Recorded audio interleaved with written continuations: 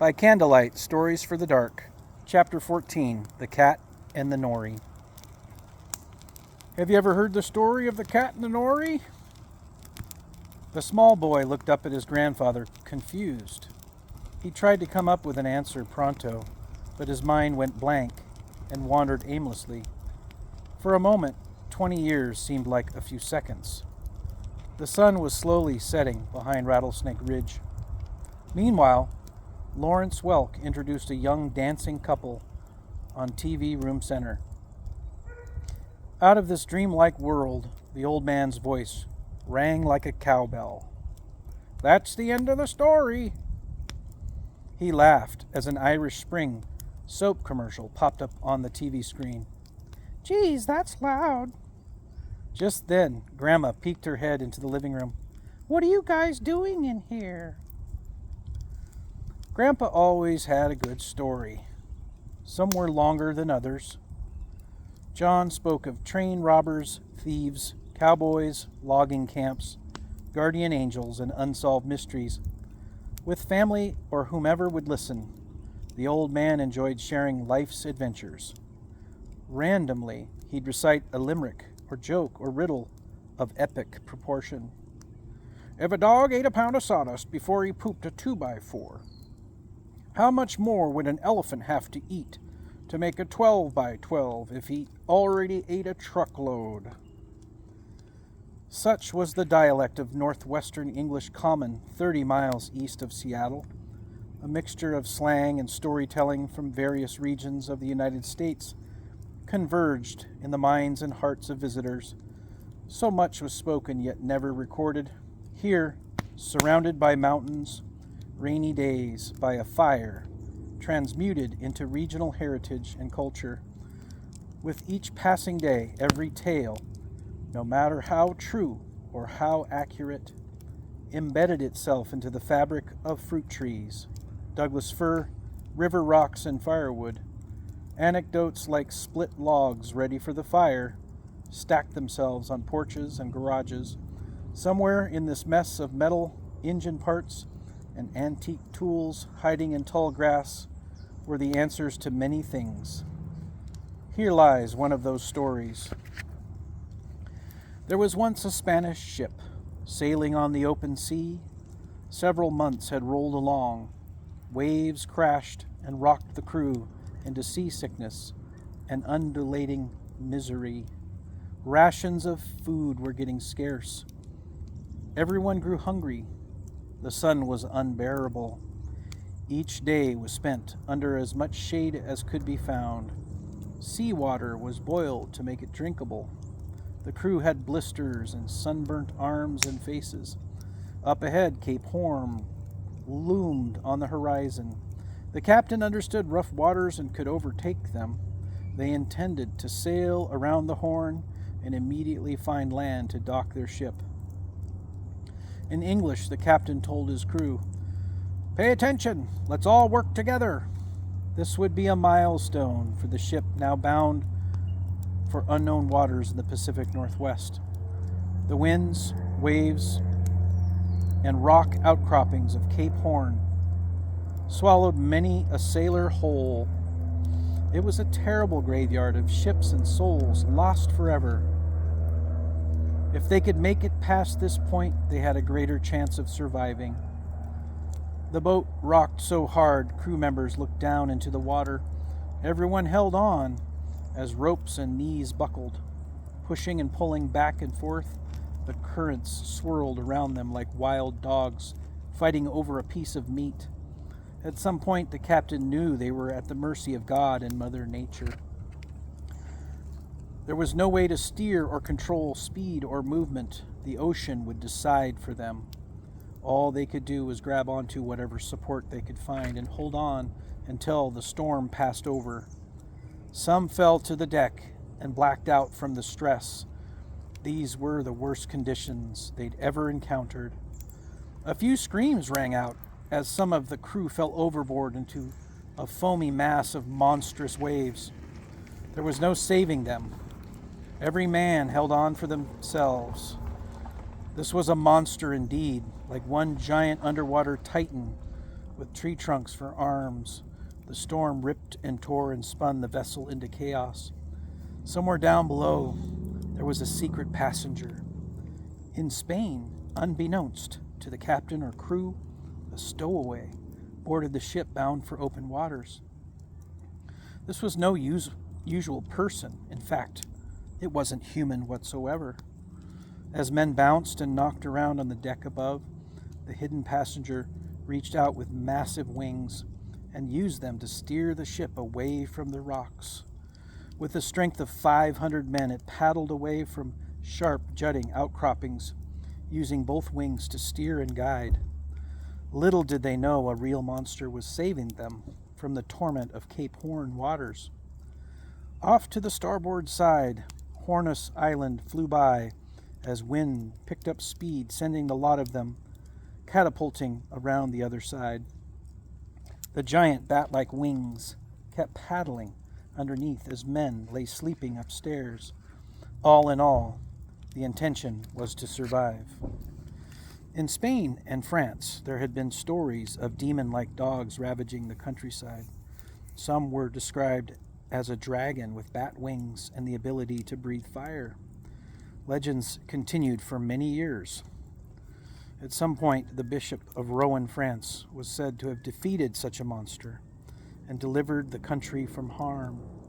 Cathedrals sprung up everywhere with grotesque faces and devilish characters jutting from corners and perched on platforms. The open mouth was a gutter system through which water flowed into a downspout. On one sunny day in Spain, such an animal secretly boarded the ship and found a place to hide, squeezed up behind a row of oak storage containers. Like a serpent, it could elongate undetected while feeding on rats and a few unattended barrels of food rations. Now, in the throes of this giant storm, our secret friend wanted to save the ship and continue on to new lands. He had heard talk of a new world and wanted to see what kind of life could be lived there. Now, with all this commotion, no one had noticed something below was steering the ship to safe waters. "Thank God for your mercy," shouted the captain as the sun came out and calm blue waters faced them. They could see land to their right, and determined by the sun's position, the ship was heading north. All calculations pointed to a successful turn around the Horn, minus 5 crew members who perished overboard. There was 0 damage to the hull and only 1 torn sail, with the mast needing reinforcement. After a hearty meal of what remained in the rations room, the crew went to work repairing all damage that had occurred, while simultaneously making for shore, and after half a day with everyone contributing, the ship was in complete working order. They knew landing would be important and that food and rations were scarce. Eventually they made it to shore, although finding a place to anchor was problematic. While inching slowly in the bay, our downstairs friend decided to take a swim and look around. While no one was watching, he dove over the side and swam towards the thick line of trees. He scrambled onto the beach before anyone else. His investigation involved food finding and good-sized animals to devour. After months on the water, he longed for big game. Surely, a variety of unknown creatures roamed this new land. The landscape was strange. There were lush ferns and trees and unknown birds calling and answering each other. The forest was denser and more tropical from that of Spain. For a moment he thought of leaving the ship and making home in this new place. Suddenly a small deer appeared stage left, unaware of the voracious monster stalking through the brush.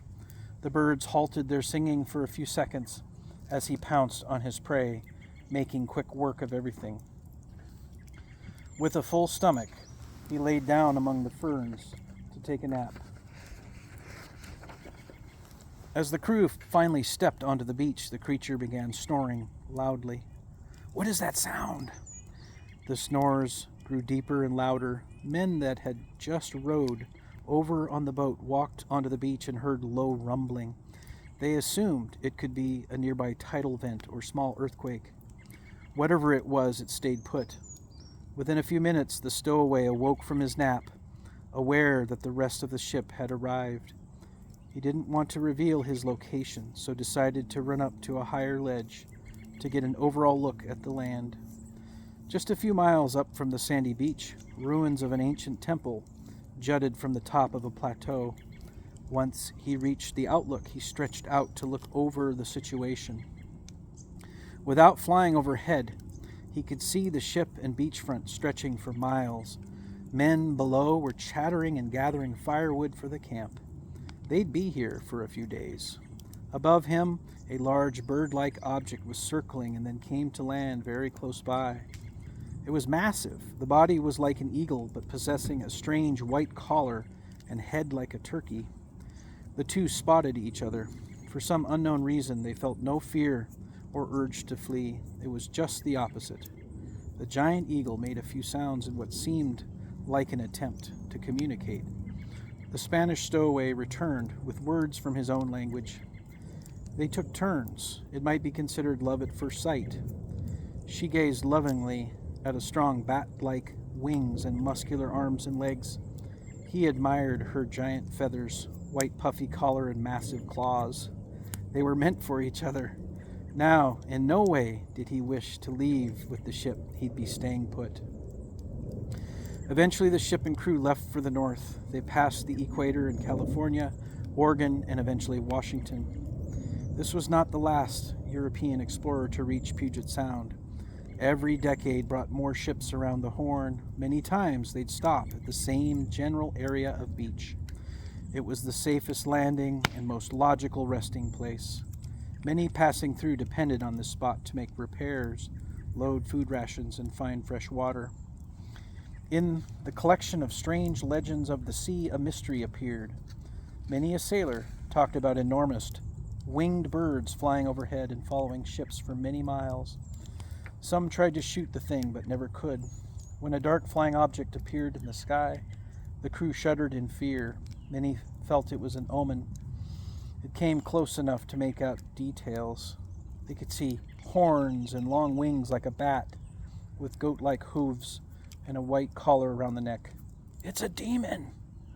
an old man shouted from the top of the mast. The stranger never landed. It simply followed the ship's path for hundreds of miles. "The devil!" shouted another deckhand. At Vancouver Island, the entire ship watched something resembling a small dragon touch down at the edge of the forest and scramble into the trees. Whatever it was, it had followed them all the way to the great Pacific Northwest. Now loggers and firefighters sometimes talk amongst themselves. The history of firefighting in northwestern woods wasn't complete without the Nori. What is that, you may ask? A Nori is a guardian of the forest. When fires rage out of control, this creature can spit out water the size of a mountain lion. With a gaping mouth, it can scoop up gallons of water and put out fires with one ferocious belch. Besides spitting, the animal can load heavy logs with its massive claws. If you befriend a Nori, it will follow you around for life. It can build large cabins, enable trees to grow faster than usual, or find a way to clear land quickly. Like the splinter cat, the Nori can knock down vast sections of timber to buffer flames from raging forest fires. The Nori live in packs like wolves or wild dogs. They eat berries, fruit, leaves, and roots from the ground. Having a gargoyle father from Spain and a condor mother from Chile, the Nori felt a kinship to the wooden ships of old. Generations of offspring followed the northern route until the entire west coast of the Americas was populated. There were wild packs living in every forest along the way. At the end of the story, one thing is certain. Something that looks mean and horrible and grotesque doesn't always turn out to be horrible at all. This is true for men and beasts.